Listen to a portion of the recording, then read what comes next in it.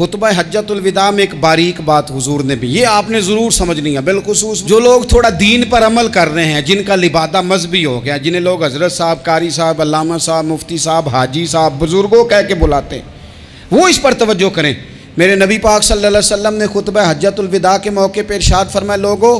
شیطان اب مایوس ہو گیا ہے، وہ تم سے بتوں کی پوجا نہیں کرا سکے گا، ہاں وہ تمہیں چھوٹے چھوٹے گناہوں میں مبتلا کرے گا،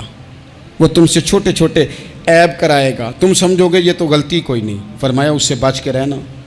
اب وہ مایوس ہو گیا، بتوں کی پوجا نہیں کرا سکتا، تمہیں اپنی پوجا نہیں کرا سکتا، لیکن چھوٹی چھوٹی غلطیاں، ایک مقام پہ فرمایا نا، چھوٹا گناہ ہونا تو مومن اسے پہاڑ سمجھتا ہے، اتنا بڑا ہو گیا، اور منافق کہتا ہے یہ تو کچھ بھی نہیں۔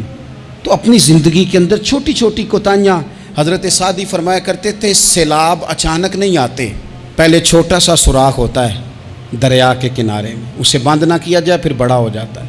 پھر وہ ٹائم آتا ہے کہ بند ٹوٹ جاتا ہے، بستیاں ڈوب جاتی ہیں۔ پہلے چھوٹا گناہ انسان کرتا ہے، چھوٹا، پھر اس سے آگے بڑھتا جاتا ہے اور بڑی بڑی غلطیاں ہوتی ہیں۔ اللہ تبارک و تعالی ہمیں رائی کے دانے کے برابر بھی غلطی کرنے سے محفوظ فرمائے۔